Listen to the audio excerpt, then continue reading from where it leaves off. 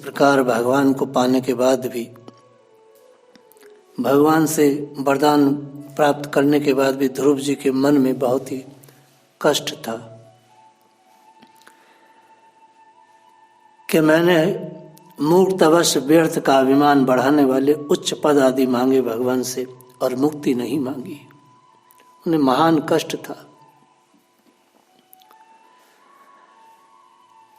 ध्रुव जी अपने घर की ओर बढ़ रहे हैं। उधर राजा उत्तानपाद ने जब सुना कि उनके पुत्र ध्रुव घर पर लौट रहे हैं तो उन्हें इस बात पर विश्वास नहीं हो रहा था। बिल्कुल ऐसे ही विश्वास नहीं हो रहा था जैसे राजा न श्रद्धसे भद्रम भद्रस्य कुतो ममः, जैसे कोई यमलोक जाने के बाद लौट कैसे सकता है, यही स्थिति महाराज उत्तानपाद की थी। भद्रम भद्रस्य कुतो मम। महाराज उत्तानपाद ने कहा कि मुझ अभागे को ऐसा भाग्य कहाँ है कि जो मेरा पुत्र लौट करके मेरे पास आ जाएगा।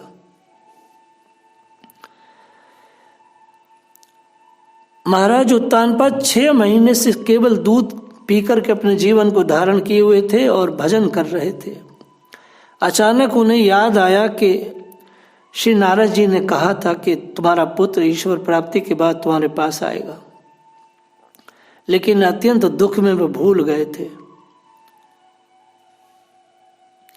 और जैसे ही श्री नारद जी की बात याद आई तो वो विश्वास से और आनंद के वेग से भर गए।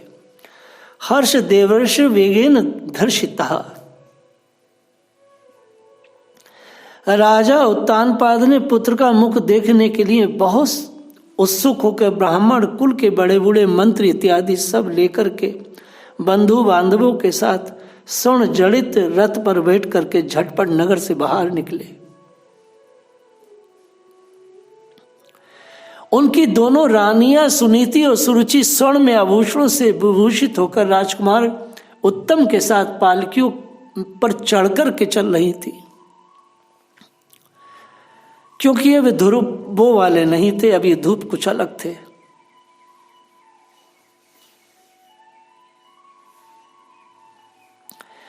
ध्रुव जी उपवन के पास आ पहुंचे। उन्हें देखते ही महाराज उत्तानपाद तुरंत रथ से उतर पड़े। पुत्र को देखने के लिए बहुत उत्कंठित थे। उन्होंने झटपट आगे बढ़कर प्रेमातुर हो लंबी लंबी सांस लेते हुए ध्रुव को भुजाओं में भर लिया।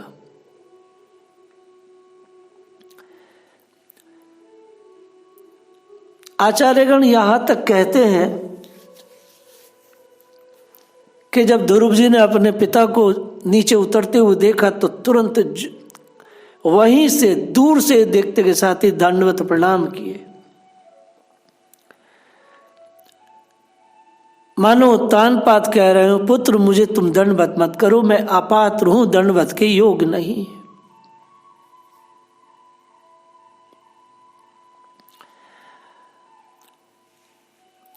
प्रभु के परम पुनीत पाद पद्मों का स्पर्श होने से समस्त पाप बंधन ध्रुव जी के कट गए थे। अब वो पहले वाले नहीं थे। राजा की बहुत बड़ी कामना पूर्ण हुई थी।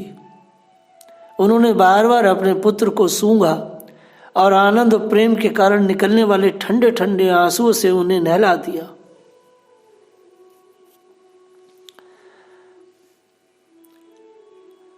तस्मे नमन्ति भूतानि निम्न माप इव स्वयं।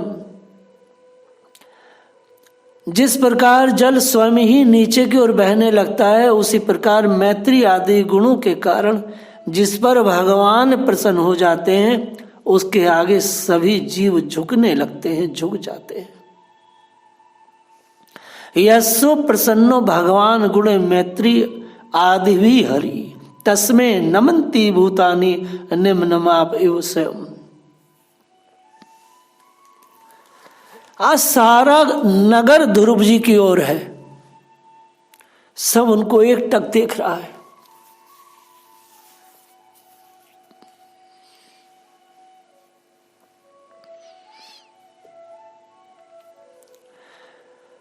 जो ईश्वर से संबंध जोड़ लेता है, जगत उसी के पीछे दौड़ने लगता है।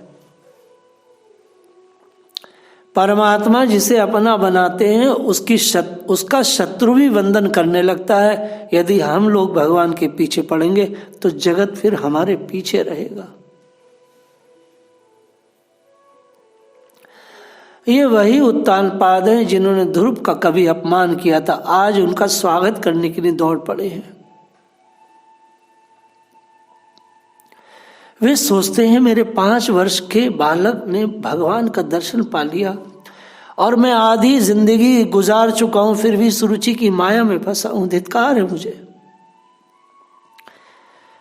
राजा की आंखों से आनंद आंसू बह रहे थे। कहाँ है ध्रुव, कहाँ है ध्रुव? किसी ने कहा महाराज ध्रुव जी आपको प्रणाम कर रहे हैं। आंख तो ऐसी भरी थी आंसू से तो दिखाई नहीं देता था। लोगों ने पकड़ करके, जैसे भरत जी को राम जी से मिलवाया, ऐसी समाज के लोगों ने ध्रुव जी को महाराज उत्तानपाद के बाहों में दे दिया। राजा गले लगा करके कहते वंदना के लिए मैं अपात्र हूं। सुखदेव जी कथा बड़े भाव से वर्णन कर, वास्तव में अगर कोई रसिक है तो सुखदेव है। सुखदेव जी महाराज परीक्षित से कहते हैं राजन आनंद की वर्षा हो रही है, सब लोग डूबे हैं उस आनंद में।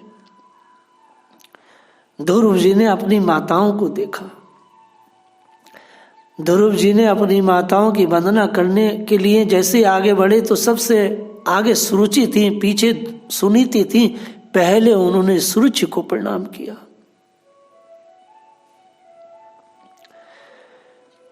विमाता सुरुचि की वंदना करना जैसे उन्होंने आरंभ किया, सुरुचि ने उनको गले से लगाया, तू मेरा सबसे लाडला पुत्र है।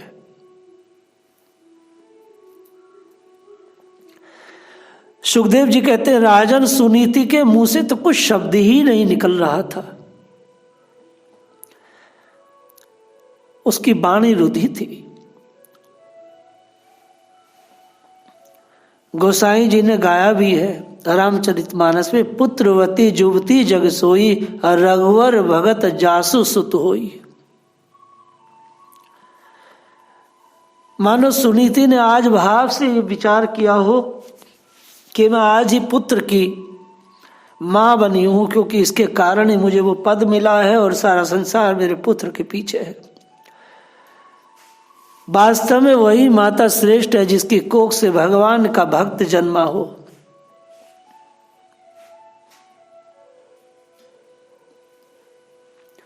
जो सभी का आशीर्वाद प्राप्त करता है, जो सबके प्रति सद्भावना रखता है, उसे भगवान निश्चित मिलते हैं। उसके बिना भगवान नहीं रह सकते।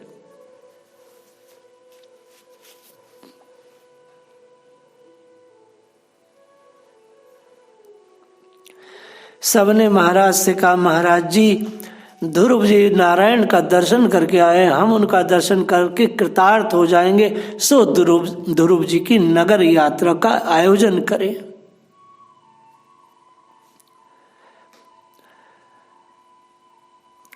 ध्रुव जी अपनी माओ से मिलकर के अपने भाई उत्तम से मिले।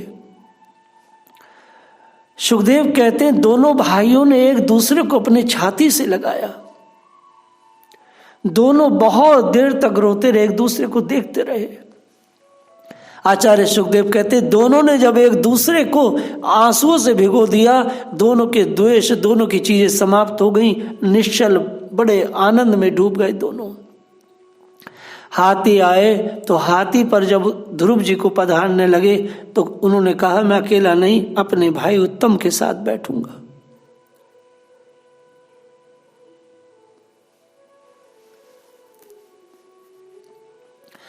शब्दात्मक उपदेश का प्रभाव शीघ्र नहीं पड़ता, क्रियात्मक उपदेश का प्रभाव पड़ता है।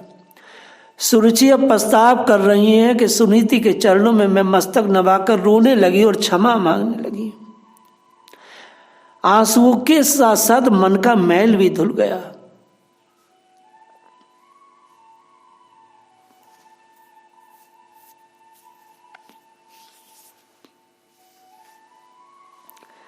वास्तव में भक्ति में जब आंसू निकलता है तो वो बड़े मायने रखता है।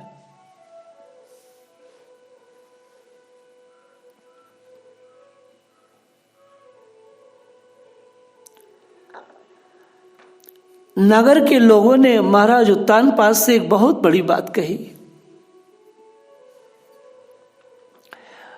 राजा जी, महारानी जी, आपका लाल बहुत दिनों से खोया हुआ था, सौभाग्यवश अब लौट आया है। यह हम सब का दुख दूर करने वाला है, बहुत दिनों तक भूमंडल की रक्षा करेगा, क्योंकि इसने शरणागत भय भंजन श्री हरि की उपासना जो की है। अच्छा, एक बात है, अगर धरती पर कोई एक आदमी भी बहुत श्रेष्ठ है, सुहृदम सर्वभूतानां, सबके लिए सोचता है, तो उस एक आदमी के लिए भगवान धरती को एकदम अच्छा कर देते हैं। ये बात तो पक्की है।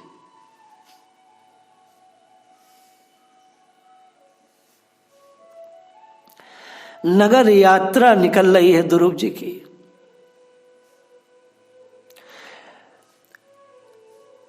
सुखदेव जी ने अब राजा उत्तानपाद को क्या शब्द बोले? उत्तानपादो राज ऋषि प्रभावम तनस्य तमः। अभी तक वो राजा को तामसी कहते, सुरुचि से फंसा हुआ व्यक्ति कह रहे हैं, लेकिन राजा ने भी अपने को पवित्र किया है, भजन किया है और ध्रुव जी को मान्यता दी है। तो अब उनके लिए कह रहे हैं राज ऋषि उत्तानपाद। अपने पुत्र के अति अद्भुत प्रभाव की बात देवऋषि नारद से पहले तो सुनी रखी थी, अब प्रत्यक्ष भी देखा। उन्हें बड़ा आश्चर्य हुआ। बहुत दिनों तक ध्रुव जी अपने पिता के महल में लाड़ प्यार और सुख भोगते हुए आनंद पूर्वक रह रहे थे। बहुत दिनों तक उन्होंने अपने बाल्यकाल से यौवन में प्रवेश किया, अपने पिता के लाड़ प्यार में।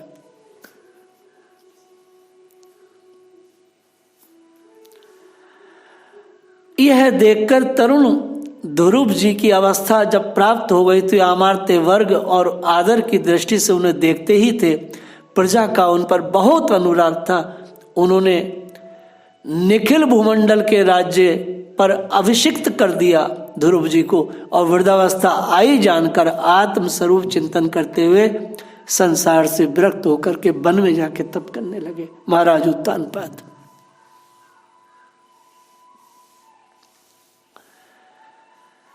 लेकिन अब आप एक बात ध्रुव चरित्र की विशेषता देख लीजिएगा। बाल्यकाल में 5 वर्ष की आयु में ठाकुर जी को प्राप्त कर लिया है। आते के साथ ही अपने माता पिता के श्री चरणों में उनके आशीष के साथ खूब लाड़ प्यार से बाल्यकाल से यौवन में पहुंचे।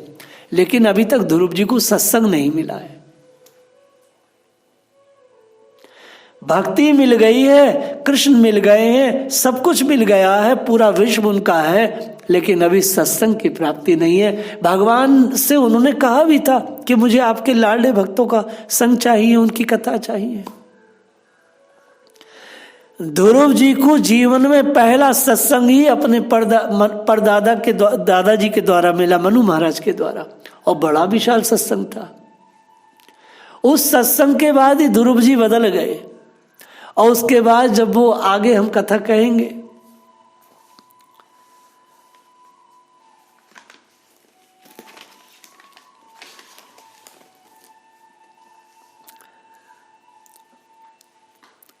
ध्रुव जी ने प्रजापति शिशुमार की पुत्री ब्रह्मी के साथ विवाह किया। उनके कल्प वत्सर नाम के 2 पुत्र हुए। महाबली ध्रुव की दूसरी स्त्री वायुपुत्री ईला थी। उनके उत्कल नाम के एक पुत्र और एक कन्या का जन्म हुआ। उत्तम का अभी विवाह नहीं हुआ था। एक दिन शिकार खेलते समय हिमालय पर्वत पर एक बलवान यक्ष के द्वारा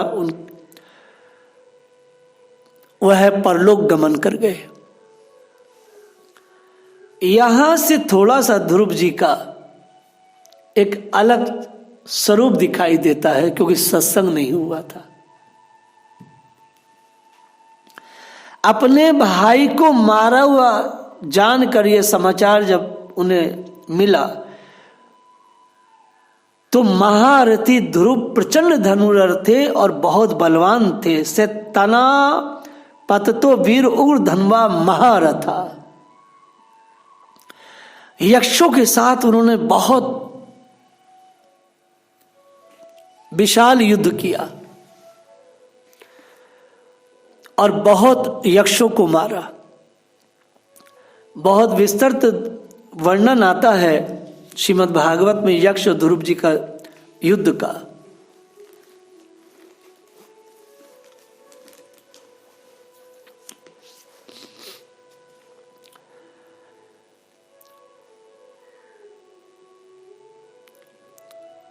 इतना भीषण युद्ध हुआ, यक्षों का संहार किया उन्होंने। उस समय ध्रुव के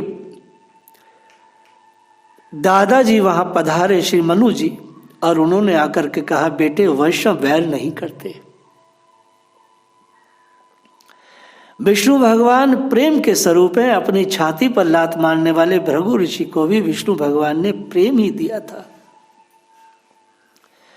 शिवजी वैराग्य के स्वरूप हैं। अति प्रेम अति वैराग्य दोनों का निर्वाह कठिन है। ज्ञानी को चाहिए वह अतिशय वैराग्य से रहे, और वैष्णव को चाहिए वह अतिशय प्रेम से रहे। वास्तव में प्रेमी ही वैराग्यवान हो सकता है, वैरागी ही प्रेमवान हो सकता है। ये दोनों चीजें वास्तव में यही सांख्य है। तितिक्षा करुण्या मैत्र्या चाखिल जतुषु समतेत चे सर्वात्मा भगवान संप्रसिद्यति।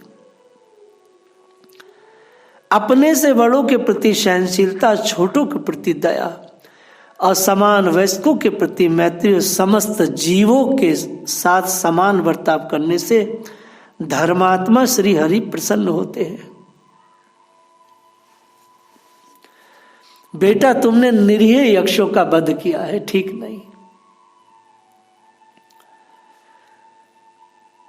बेटा हर व्यक्ति अपनी आयु को पूर्ण करके जाता, कौन किसको मार रहा है। पुत्र तुम्हें भगवान अपना मानते हैं, सारे ऋषि समाज के तुम आधार हो, तुम ऐसा युद्ध कैसे कर सकते हो। मानो ध्रुव जी को अपनी गलती का एहसास हुआ।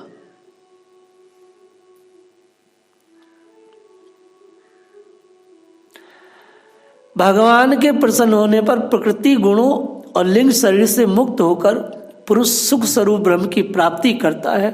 यह बात मनु जी ने ध्रुव जी से कही।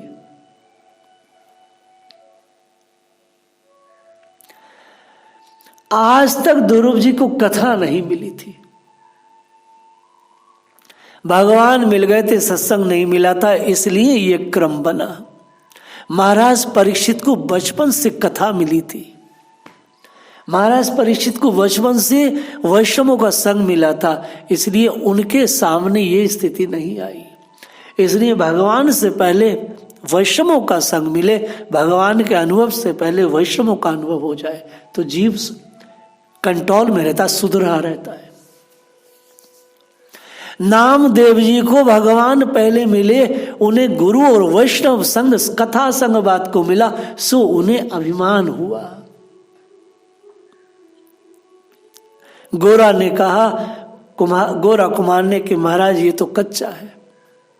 विट्ठल से जाके शिकायत की नामदेव जी ने, सरकार बचपन से 6 साल का बच्चा था, मैंने आपको रिझाया। भगवान गोरा कुमार कहता है मैं कच्चा हूं।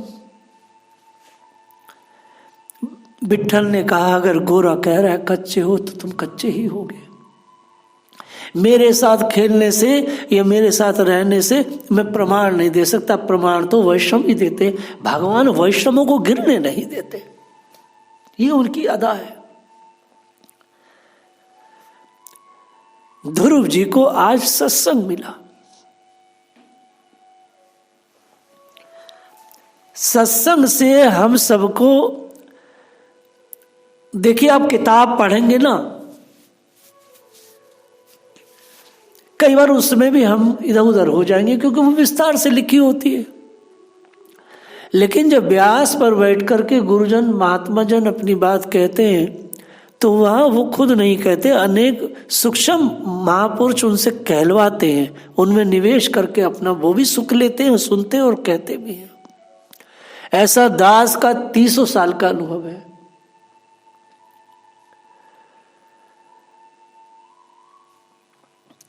सत्संग हमें हमारी भूल बताता है, लेकिन सत्संग शरीर में कैसे ठहर जाए ये बड़ी दिक्कत की बात है। ये ऐसे नहीं ठहरता। ध्रुव जी के चरित्र को आगे कल हम लोग क्रमशः रखेंगे। अभी यहीं पर हम इसको विराम लेते हैं। जय श्री राधे।